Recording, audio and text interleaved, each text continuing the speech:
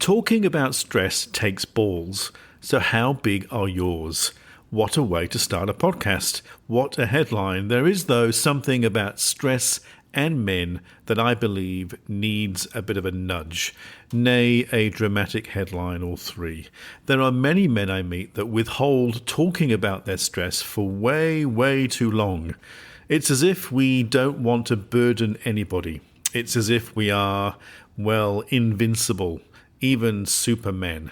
So this episode is dedicated to all the Superman men out there. Let me ask you, how do you know that you're stressed out? What happens? What happens in your mind, in your body, in your head? Does your behaviour change? What is it that stresses you out the most? How do you take care of it? And do you even admit to feeling stressed? Recognizing the symptoms of stress is the first step, one of many, to manage your emotional health and well-being. So in this episode, we're going to look at what stress is, men's particular relationship with stress and some of the classic male symptoms, why men and women tend to differ in their response to stress, and review some ways to manage, but also one in particular that many men tend to forget to do. So welcome to Man Talk, a podcast of real conversations about life, your life, our life, the emotional well-being of men. My name is Howard Todd-Collins. I'm a psychotherapist, counsellor, consultant and coach, and founder and host of Man Talk. So sit back, relax, try not to stress too much, and join me for this latest episode of Man Talk.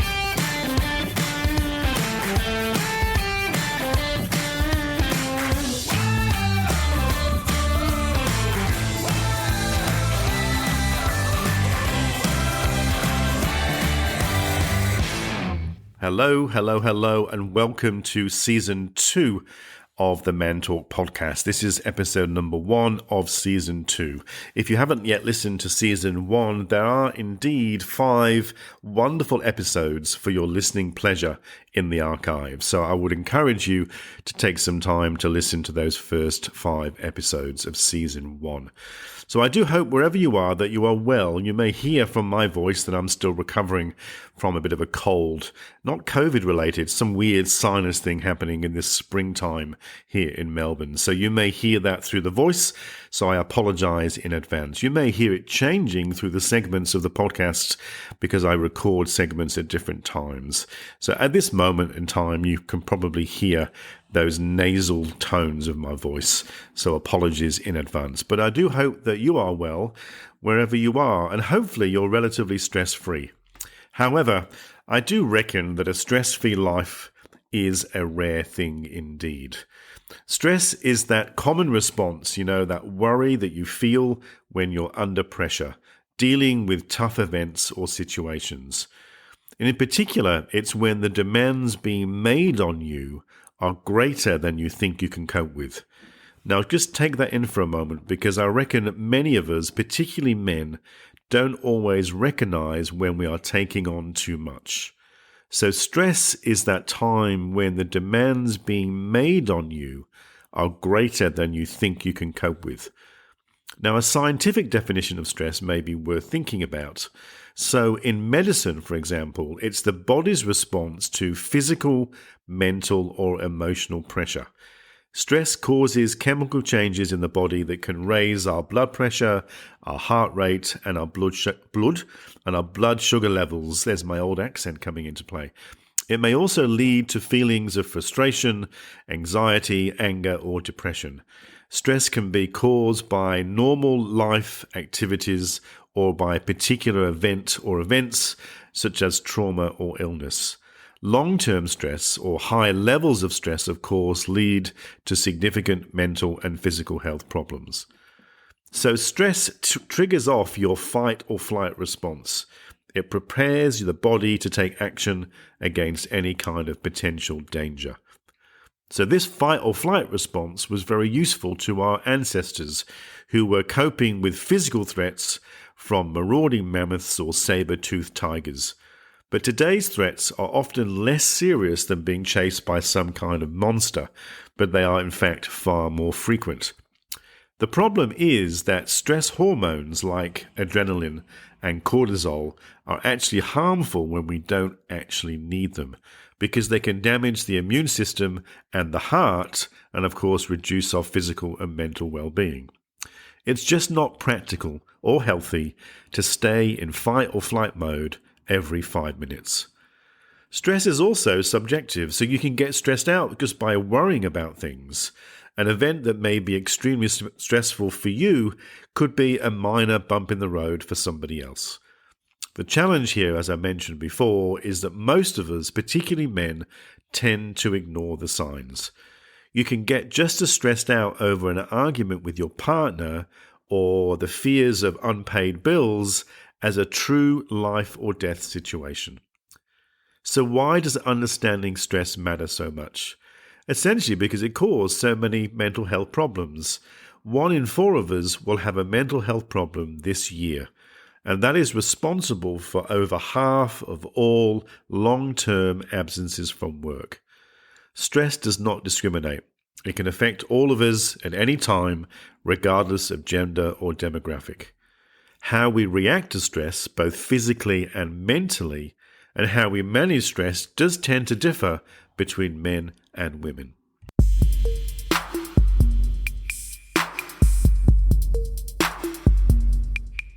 Studies on gender and stress have discovered that during prolonged periods of stress, men tend to experience the fight or flight mechanism, whilst women tend to experience what's called treat and nurture. So regardless of the source of stress, whether it be a COVID-19 pandemic or a war or chronic illness, there are clear differences between the common effects on men and women. And these differences occur even though we both experience or have the same stress hormone, which is cortisol. So this male reaction, the fight or flight one, has some classic symptoms, which I actually talked about in episode 4, but these are the symptoms that have evolved as a survival mechanism, which helps us to react to threatening situations by fighting the danger or fleeing to safety. So in general, this is the mechanism that is triggered most likely in men. So in response to a stressful situation, there's a cascade of these stress hormones that get released through our bodies. And these are the hormones that lead to physiological changes like the pounding heart, the tense muscles, the sweating and the rapid breathing.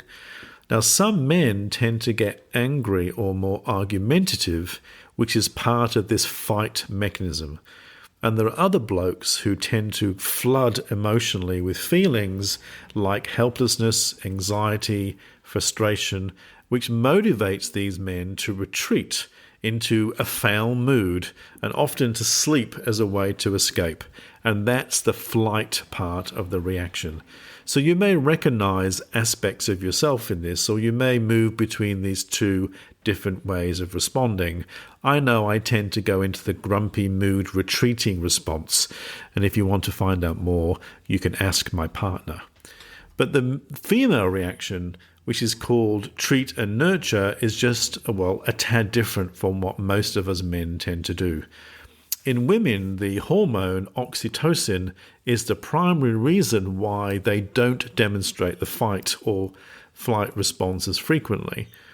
What they're doing is they have this experience of oxytocin, which is a hormone that actually induces anti-stress-like effects. So they lower cortisol levels and lower their blood pressure. And it seems to help with what's called homeostasis, which is the balancing of the body's biological systems and contributes towards the body relaxing. So women in general, when they're under stress, tend to choose treatment, for example, or giving, or friendships, or sharing their feelings with others as a way to handle stress. So it's this personal connection which is a big part of the way many women manage their stress experiences. The fight reaction, in particular for men, tends to look like that we need higher levels of practicality to cope. However, what continues to hurt men is that suck it up mentality. You know that many a bloke, maybe like you and me, have grown up with the expectation that we should just bottle things up and not ask for help. And we know from the research that men are less likely than women to either recognize or admit they are stressed out, let alone seek out any kind of mental health support. And we know manning up is not an effective solution. But times they are a-changing indeed. There's a good song in there somewhere. In recent years, many changes in gender roles have taken place, which produces a kind of change in typical stress responses in terms of men and women. So these usual reactions that we're talking about are not now as black and white as they were. There are indeed plenty of individual variations.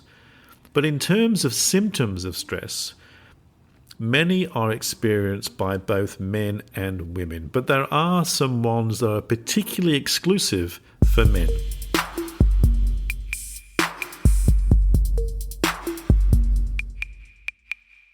Stress in men and women can include physical, psychological, and behavioural signs and symptoms. So if you're experiencing consistent physical symptoms such as headaches, constipation or diarrhea, or heartburn, or muscle tension, or neck, back, or chest pain, or fatigue, or rapid heart rate, or difficulty concentrating, maybe it's time to go and have a conversation with your doctor. And some of these persistent psychological symptoms, such as anxiety, sadness or depression, irritability, restlessness or anger, or loss of interest in sex, also needs checking out with a mental health professional. And there are certain kinds of behavioural signs, such as overeating or undereating, or drug or alcohol misuse, or social withdrawal or isolation, or constant increase in smoking, or exercising less, or gambling more, or clenching your jaw, or grinding your teeth, or if you're having consistent nightmares, or if you're sleeping too much or too little, or you found yourself immersed in obsessive and more compulsive kinds of behaviours. Once again, go and get yourself checked out with a mental health professional. Go and talk to somebody about it. We know that ongoing stress can make us sick. There are some specific health issues for men that I do want to pay some attention to. Now, I know that sexual performance can be a difficult thing to talk about, let alone manage. High levels of stress can affect the brain's signals to the penis that increases blood flow for an erection to make you perform. But often, physical and emotional effects of stress combined with anxiety about erectile dysfunction can contribute to a kind of ongoing cycle. So unchecked, chronic stress will impair testosterone production, which can cause impotence, which leads into how stress can impact infertility. This effect of chronic stress on testosterone levels and sperm production and sperm quality increases the risk for infertility. So if you're experiencing any of these kind of symptoms, please pay attention and go and have a conversation with a specialist. And then there's your heart. Stress increases blood pressure and cholesterol, which of course are major risk factors in the development of heart disease. So repeated episodes of stress can cause inflammation in your coronary arteries, which of course increases the risk for a heart attack. And then there's your gut. Ongoing stress wreaks chaos in your gastrointestinal system. And you may have experienced this in terms of stomach upset or pain. But when it becomes chronic and you end up with these ongoing issues, including, like I mentioned earlier, chronic constipation or diarrhea or heartburn or acid reflux or stomach ulcers, it's time to go and get them checked out. And speaking of pain, of course, stress causes muscles to tense, which can lead to ongoing pain in your neck, shoulders, and back. It's also, of course, a common headache, a sign of a common headache, and triggers migraines for people as well. And finally, your immune system overall. Chronic stress affects your immune system and interferes with this inflammatory response, which can make you more susceptible to colds and infections. So as you can see, stress symptoms can basically range for many men from very mild to severe, and they will interfere with your daily activity.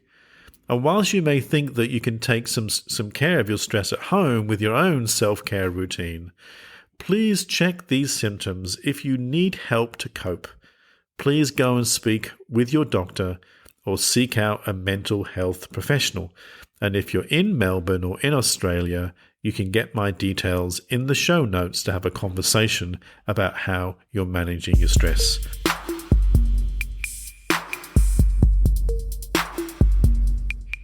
You may well know what you should be doing to look after your stress. Let's face it, most of us generally do. There's plenty of research and data out there about what we need to be doing better.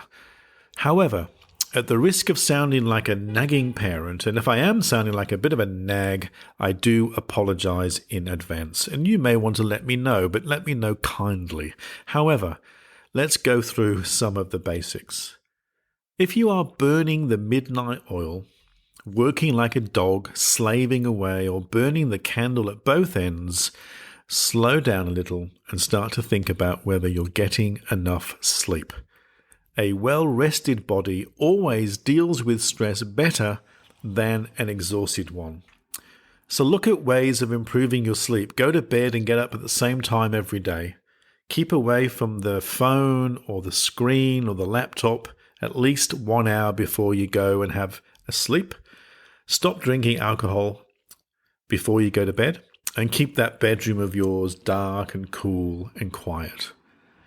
The second thing is, are you moving enough? Are you doing enough exercise? It doesn't have to be going to the gym every single day, although that's useful. Exercise of any kind releases tension and increases those feel-good hormones like endorphins. So just go for a walk every day. Just make a start if you're not moving enough. The next one, of course, is the most popular one, which is to limit your booze. You'd be amazed of how many men rationalize their drinking when they're talking to me about their stress. There are men that will say, well, everyone else is doing it, why can't I? There are men that will say, well, this is the way I was brought up. At the end of the workday, you have a beer. Or some men are saying, well, it could be worse. I could be eating McDonald's every day. Or some guys will say, well, it's a social thing and I really enjoy it. And there's some guys who are saying, well, I'm supporting my local pub. It's a good thing. And some people will say, well, I've earned it for a really, really hard day's work. There are some men that say, well, it's only one, but maybe I'll have one more. There are some guys who will say, well, I just really enjoy a drink while making dinner. And there are some men that will say, but what am I supposed to do when I'm going out with friends for dinner? Alcohol is a depressant, and it will make your stress feel larger and harder to tackle. So I'd like you to self-reflect for a moment whether you're self-medicating or even just rationalizing your alcohol use, and start to think about maybe healthier options to manage. The other thing to think about is what you're eating. Are you eating well? Are you eating a diet that actually is improving your immune system and helping your body function properly? Also, you could do something every day that you enjoy. It's easy to get lost in a long list of things to do. So make time for the things you enjoy. It's fundamental to just reducing some of your stress, and whatever you find that you enjoy, do it regularly. Spend some time with people you love. It'll remind you of what's important in your life, and tell someone, maybe someone that you just can't deal with everything on your own. You're not supposed to. Getting some input from someone you trust is not a sign of weakness. It's actually a show of strength. So reach out by sharing whatever's bothering you with a friend or a family member or your doctor, a counselor, or a therapist. The other thing to consider is this whole mind-body practice that's out there. There are so many types: yoga, tai chi, meditation. They can all help you take your mind off your troubles. These practices have been around for centuries for a good reason, because they actually work. And the final point on managing stress is less to do with you and more to do with a mate. If you think a friend is bottling something up, there's a fairly simple way to make a difference. Do something together. Get him to give you a hand with something. Maybe you don't have to talk about anything if you don't want to, but sometimes doing things together does make it easier. Keep it real, take it seriously. Ask them, how's it going? Ask if you can do anything, if there's anything they need. Stay in touch with them, maybe text them every now and again, and talk and swap stories. Just don't ignore the difficult stuff if it comes up. You don't need to solve or be an expert. You just need a really good pair of ears.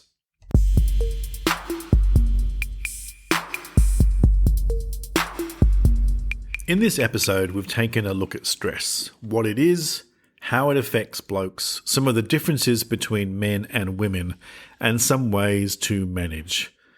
I want you to recognize your own experience of stress and to acknowledge it and be mindful of how or if stress is hurting you or getting in the way of living the healthy, productive life that you want. And in particular, maybe to recognize if it's getting in the way of a friend or a mate and start to connect with them as well. Once again, I encourage you that if this episode raises awareness that you need some more help, please reach out. And my details are in the show notes. Thank you for listening. If you like what you hear, tell your mates. Give me a review of wherever you found the podcast. You can follow me at Insta, at Man Talk with Howard, or sign up to the Man Talk newsletter where you can get some more information. Thank you again for listening. Catch you again in the next episode of Man Talk.